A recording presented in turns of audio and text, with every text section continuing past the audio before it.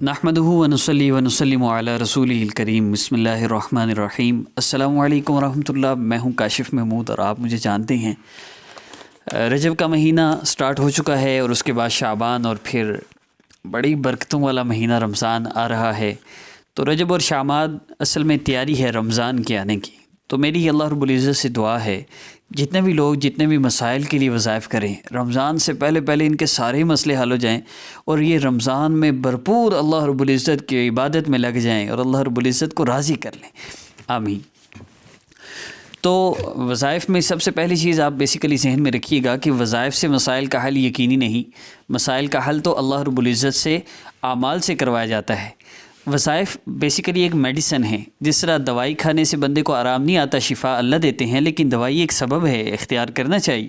اسی طرح وظائف بھی ایک سبب ہیں۔ اللہ رب العزت کو مانگنے والا بندہ بڑا پسند ہے۔ اللہ رب العزت کو وہ بندہ بالکل اچھا نہیں لگتا جو دعا نہیں کرتا اور اللہ رب العزت سے مانگتا نہیں۔ تو ہم نے وظائف کے ذریعے اللہ رب العزت سے مانگنا ہے۔ تو رجب کے مبارک ماہ کے وظائف کا ہم نے آغاز کیا ہے۔ آج کا جو عمل ہے، اس عمل میں آپ کو میں دو چیزیں عرض کروں گا۔ سب سے پہلی بات یہ کہ آپ اس عمل کو اگر اوورآل کوئی بھی آپ کا مسئلہ ہے اس کے لیے بھی کر سکتے ہیں، لیکن خاص طور پر جس نے بھی مال و دولت کے حوالے سے جو فراوانی چاہتا ہے، جو رزق کی تنگی کا شکار ہے اور جس کو کوئی قرض میں مبتلا ہو چکا ہے یا کسی نے قرض کی رقم واپس لینی ہے، اس کے علاوہ اور بھی مسائل ہیں۔ بہت سے لوگ ہیں سیونگ پہ پیسے لے لیے سود پہ، یا پریشان ہیں، ادائیگی کرنا چاہتے ہیں، اس گناہ سے توبہ بھی کر رہے ہیں، ان لوگوں کے لیے بھی یہ عمل بہت فائدہ مند ہے اور انشاءاللہ اس سے بہت زیادہ فائدہ ہوگا۔ تو اس عمل کی ترتیب کی طرف بڑھتے ہیں۔ سب سے پہلی چیز عمل میں کوئی بھی عمل ہو، نماز کی پابندی ہے۔ جو بندہ نماز کی پابندی نہیں کرتا، یہ جتنے چاہے وظیفے کر لے، اس کا مسئلہ حل نہیں ہو سکتا۔ نماز بہت ضروری ہے۔ نماز دین کا ستون ہے، نماز مومن کی معراج ہے، اور آقا پاک صلی اللہ علیہ وسلم نے فرمایا، جس کا مفہوم ہے کہ آدمی کے بدن میں جس طرح سر ہوتا ہے نا، اس طرح اسلام میں نماز ہے، دین میں نماز کا یہ مقام ہے۔ اور یہ دین ایک خیمے کی طرح ہے اور اس میں ایک ستون نماز ہے۔ تو جب کسی خیمے کے اندر ایک ستون وہ گر گیا ہو، ایک طرف سے وہ لکڑی ٹوٹ جائے تو خیمہ خوبصورت نہیں لگتا۔ تو دین کی تکمیل نماز سے ہے۔ نماز کا خاص طور پہ اہتمام کرنا، اور نماز کا اہتمام کیا ہے کہ ہم اذان ہوتے ہی نماز کے لیے اٹھ جائیں، یہ اصل اہتمام ہے۔ اذان ہوتے ہی عورتیں مصلی پر پہنچ جائیں، اذان ہوتے ہی مرد مسجد میں پہنچ جائیں، یہ نماز کا اہتمام ہے۔ تو ہم نے نماز کا اہتمام کرنا ہے۔ دوسری بات، گناہوں کو چھوڑنا ہے۔ التائب من الذنب کمن لا ذنب لہ۔ گناہوں کو اگر آپ نے چھوڑنے کی نیت کر لی، اللہ نیت کیا ہے، اللہ جتنے مجھ سے گناہ ہوئے میں ان سب گناہوں سے توبہ کرتا ہوں، توبہ کرتی ہوں، اللہ آئندہ میں کوئی گناہ نہیں کروں گا، نہیں کروں گی، آپ مجھے ہمت اور توفیق عطا فرما دیجیے۔ اب اس میں آپ نے ہمت کرنی ہے اور کوشش کرنی ہے، لیکن اگر گناہ ہو جائے تو توبہ کر لیں۔ توبہ جب گناہ ہو جائے کر لیں۔ التائب من الذنب کمن لا ذنب لہ، نبی اسلام نے فرمایا توبہ کرنے والا، التائب من الذنب کمن لا ذنب لہ، گناہوں سے توبہ کرنے والا ایسے ہے جیسے اس نے گناہ کیا ہی نہیں۔ اس لیے جب آپ توبہ کر لیں گے پھر ایسے ہی ہے جیسے آپ نے گناہ کیے نہیں، اس لیے جب گناہ ہو جائے توبہ کر لیں۔ تیسری بات، قرآن پاک کی تلاوت کا اہتمام کریں۔ قرآن پاک کی تلاوت کا خاص طور پہ اہتمام رکھیں۔ قرآن پاک کی تلاوت کے بعد جو دعا کی جاتی ہے وہ بھی بڑی قبول ہوتی ہے۔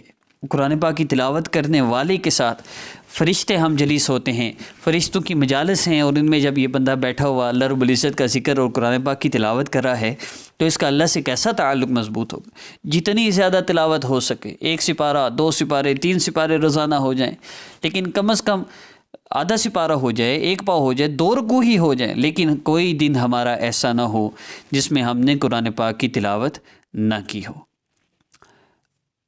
اور چوتھی چیز، صدقہ دینا ہے۔ اب صدقہ کے حوالے سے یہ ضروری نہیں ہے کہ بہت بڑی اماؤنٹ ہو، آپ 100 روپیہ بھی کر سکتے ہیں، 50 بھی کر سکتے ہیں، 10 روپے بھی کر سکتے ہیں۔ اب آپ کہیں 10 روپے کس کو دیں، تو یہ جو گلی میں مانگنے والے، بازار میں مانگنے والے، ان کو نہیں دینا چاہیے۔ آپ کوئی باکس بنا لیں، آپ اس میں روزانہ کے پیسے جتنے آپ کے لیے گنجائش ہو آپ ڈالتے رہیے، اور 1 مہینے بعد کسی مستحق کو، اور اس میں حق سب سے پہلے رشتہ داروں کا ہے، پڑوسیوں کا ہے، اس کے بعد کوئی باہر کا بندہ۔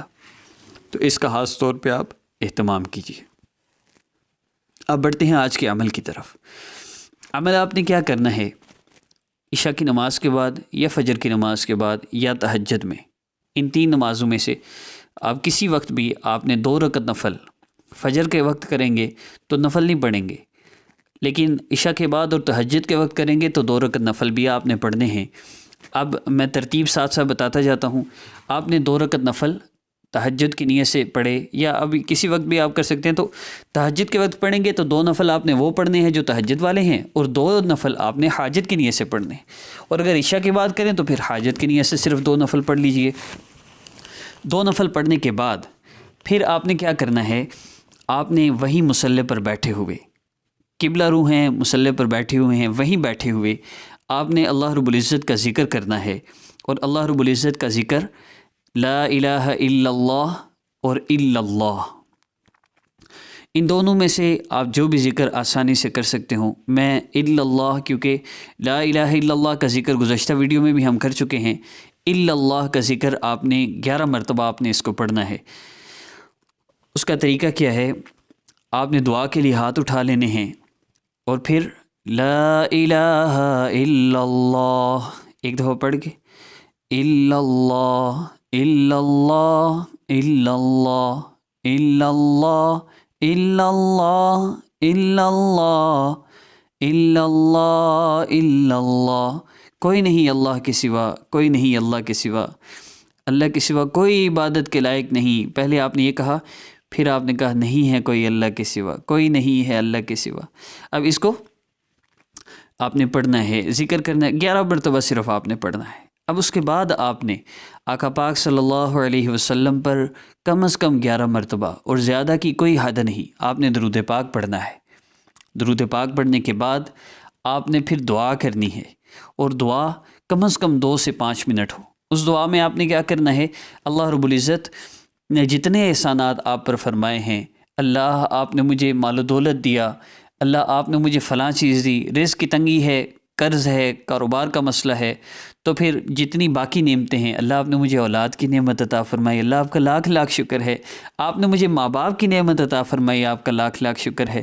جتنی نعمتیں ہیں ان سب کو آپ بیان کیجئے، پھر کہیے اللہ آپ نے اتنے احسانات فرمائے، ایک احسان میرے اوپر اور فرما دیجئے، میرا یہ مسئلہ ہے، میں بہت پریشان ہوں، اللہ میرا مسئلہ حل فرما دیجئے، میرے لیے بڑی مشقت ہے، اللہ میرے ساتھ عافیت والا معاملہ فرما دیجئے، میں بڑا کمزور ہوں، آپ میرا یہ مسئلہ حل فرما دیں، میں رمضان سے پہلے میرا مسئلہ حل ہو جائے، میں پھر پورا رمضان خالص آپ کی ایسی عبادت کروں کہ میں آپ کو راضی کر لوں۔ نیت ہے، نیت پہ اللہ رب العزت اجر بھی عطا فرمائیں گے اور انشاءاللہ مسئلہ بھی حل ہوگا۔ چند آداب ہیں، باوضو ہو کر مصلی پر بیٹھ کر قبلہ رو ہو کر صاف ستھرا لباس پہن کر عمل کریں گے، فائدہ ہوگا، اور عمل کے شروع اور آخر میں درود پاک پڑھنا کبھی بھی نہ بھولیے گا، انشاءاللہ اس عمل سے آپ کو بہت فائدہ ہوگا۔ ہماری حوصلہ افزائی کے لیے اور عمل کی اجازت کے لیے ہمارے یوٹیوب چینل کو سبسکرائب کر لیجئے، بیل آئیکن کو پریس کر لیجئے۔ نیکسٹ ویڈیو انشاءاللہ رجب کے حوالے سے اپلوڈ ہوگی، تب تک پھر ملتے ہیں، تب تک پھر ملاقات ہوگی۔ السلام علیکم ورحمۃ اللہ۔